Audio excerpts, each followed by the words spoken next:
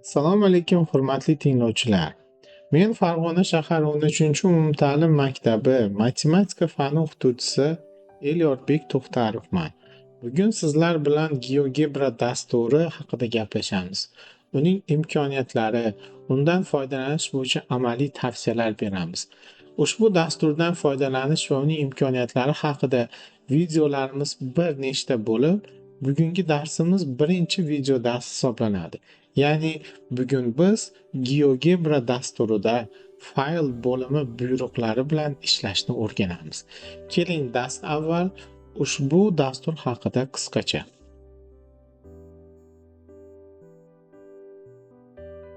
Markus Hohenwerter GeoGebra dasturining yaratuvchisi bo'lgan avstriyalik matematik va kompyuter mutaxassisidir. U 1976-yil 24-mayda Avstriyaning Zalsburg shahrida tug'ilgan va keyinchalik matematika ta'limi hamda raqamli ta'lim texnologiyalari sohasida faoliyat yuritgan. GeoGebra dasturini u 2001-yilda Zalsburg universitetida magistrlik dissertatsiyasi ustida ishlayotgan paytda yaratgan. Dastlabki maqsad geometriya va algebrani birlashtirgan interaktiv matematik muhiti yaratish edi. Keyinchalik Markus GeoGebra loyihasini rivojlantirishda davom ettirdi va u bugungi kunda butun dunyoda matematika ta'limida keng qo'llaniladigan dasturga aylandi. Hurmatli tinglovchilar, GeoGebra dasturining interfeysi mana shu ko'rinishda bo'lib, chap tomondan yuqorida instrumentlar panelidagi buyruqlar berilgan. Biz videolarimiz davomida bu buyruqlar qanday vazifani bajarishi va undan qanday foydalanish mumkinligi haqida gaplashib o'tamiz. Mana bu yerda dasturdan foydalanish bo'yicha asosiy buyruqlar, sozlamalar va bir nechta buyruqlar haqida gap ketadi. Bugun sizlar bilan mana shu buyruqlar ichidagi fayl bo'limidagi buyruqlar haqida gaplashamiz.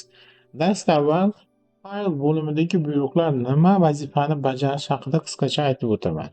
Siz bu dasturda amalga oshirgan bir nechta amallaringizni, qandaydir bir geometrik chizmalaringizni yo qandaydir matematik masalalarni yechimlari tasvirlangan bo'lsa dasturda, siz buni saqlab qo'yishingiz, keyinchalik buni ochib yana uni ustidan tahrirlashingiz va bu loyihangizni yoki ishingizni kimgadir ulashish imkoniyatlarini yoki bevosita shu loyihani yoki shu amallarni printerdan chop etish imkoniyati haqida gap ketadi bu bo'limda. Keling, dastavval qandaydir bir ishni amalga oshirib ko'ramiz. Biror bir geometrik tasvir yoki geometrik bir amalni bajarib ko'ramiz. Keyinchalik uni saqlash va yana uni qayta ochib ko'rish mumkinligi haqida gaplashamiz. Masalan, biz mana bu yerda son o'qlarini olib qo'yishimiz ham mumkin, yo uni qayta ko'rishimiz ham mumkin, yoki katakchalarni olib qo'yishimiz ham mumkin. Katakchalarni kattaroq ko'rinishda keltirishimiz mumkin. Buni bir nechta holatlar mavjud. Bu darslarimiz davomida ko'rsatib o'taman. Aytaylik, bizda qandaydir bir kvadrat chizmoqchiman.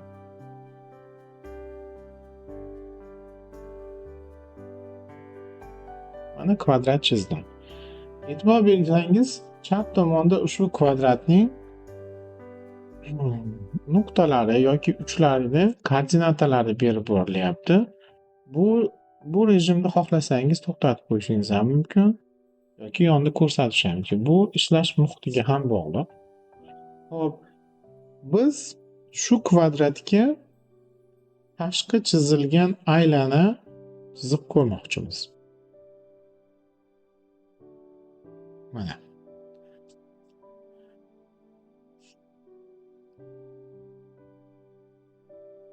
Siz ushbu loyihani saqlab qo'ymoqchisiz. Shu tasvirni saqlab qo'ymoqchisiz. Nima qilishingiz mumkin? Birinchidan, fayl bo'limidagi buyruqlarda saqlash tugmasini bosganingizda siz nom berib ko'rasiz. Kvadrat va unga tashqi chizilgan aylana. Saqlash. Qiziq savol. U qayerga saqlandi? Sizdan kompyuteringizning qaysi papkasiga yoki qayerga joylash haqida sizdan so'ralmadi-ku. Endi e'tibor bering. Ushbu saqlanish yo'li bu GeoGebraning maxsus o'zini platformasidagi bulutlarda, ya'ni joyda saqlanadi. Siz uni qayta ochib ko'rishingiz ham mumkin. Masalan, yangi birorta bir nimani ochdik, lekin siz o'sha kvadrat va unga tashqi chizilgan aylana chizmangizni qayta ochib ko'rmoqchisiz.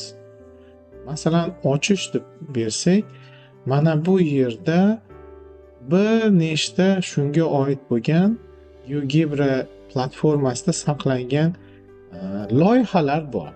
E'tibor bergan bo'lsangiz, kvadrat va unga tashqi chizilgan aylana mana shu bizniki. Tahrirlash bossak, mana e'tibor bergan bo'lsangiz, ushbu oyna ochildi. Demak, bu saqlash tugmasi GeoGebraning maxsus platformasida, maxsus shu loyihalar saqlanadigan muhitida saqlab qo'yiladi. Onlayn tarzda bo'lishi mumkin. Ochish tugmasini bosganingizda, agar sizning bu yerda mana shu saqlagan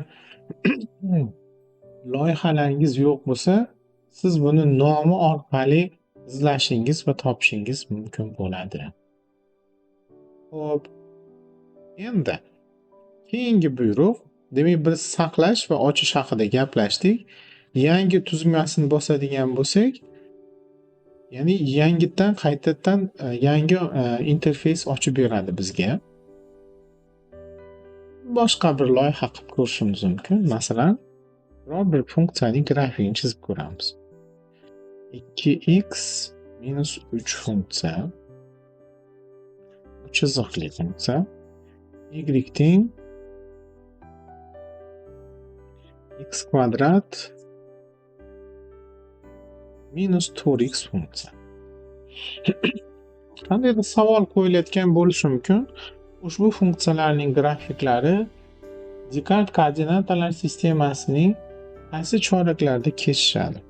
Mana shunday savol bo'lishi mumkin. E'tibor bergan bo'lsangiz, bu yerda yechim ko'rinib turibdi. Birinchi hamda 4-chi choraklarda ushbu funksiyalar kesishmoqda. Siz ushbu loyihangizni kompyuteringizda saqlab ko'rmoqchisiz. Ya'ni siz onlayn tarzda o'z loyihangizni yoki amallaringizni GeoGebra platformasining bulutli zaxira papkalarida saqlashni xohlamasingizda va o'z kompyuteringizda saqlamoqchisiz. Unda nima qilamiz? Fayl bo'limida yuklab olish turi degan tugmani bosasiz. Yuklab olish turi tugmasini bosganingizda sizga bir nechta imkoniyatlar beriladi. Ya'ni saqlash formatlari desak ham bo'ladi. Men maslahat bergan bo'lardim, birinchisini GeoGebra fayl ggb kengaytmali faylda saqlashdi. Nima uchun? Agar siz boshqa fayllarda saqlaydigan bo'lsangiz, boshqa kengaytmalarda yoki boshqa formatlarda, masalan PDF shaklida saqlasangiz, siz faqat buni tasviriy ifoda sifatida PDF dokument saqlashingiz mumkin bo'ladi xolos. Lekin GeoGebra fayl, ya'ni ggb kengaytma bilan saqlasangiz, siz keyinchalik xuddi shu interfeysdagi, xuddi shu buyruqlar bilan saqlangan GeoGebra faylini ochib beradi va siz buni eng asosiysi tahrirlashni davom ettirishingiz mumkin bo'ladi. Rasm ko'rinishida qilish ham mumkin, saqlash mumkin. GeoGebra fayl ko'rinishida, PDF ko'rinishida yana bir nechta bunaqa imkoniyatlar mavjud. Keling, birinchisi GeoGebra fayl haqida saqlash va uni yana ochib ko'rish mumkinligi haqida gaplashamiz. Demak, birinchidan nom beramiz.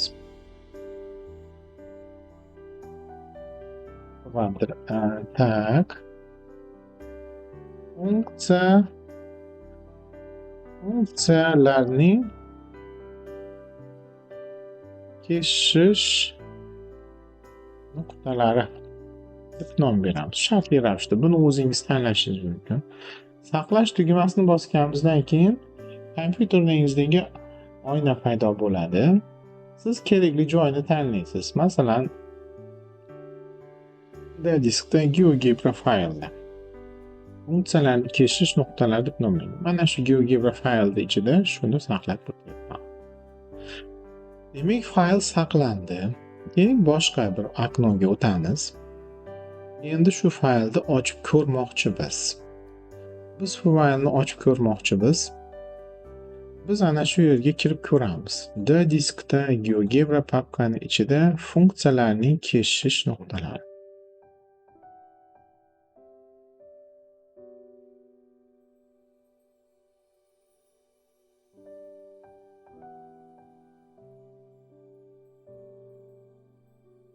Mana e'tibor bergan bo'lsangiz, biz boshlagan ishimizni davom ettirishimiz mumkin.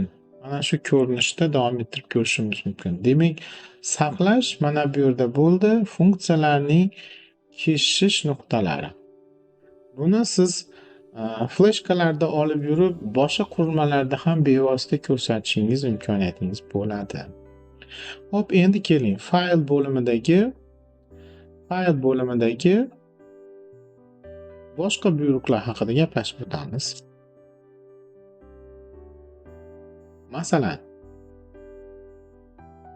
Masalan,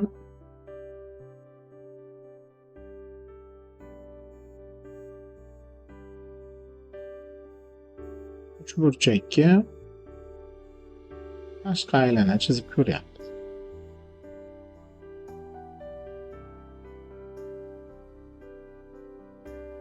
Burchakka tashqi aylana chizib ko'ramiz. Mana.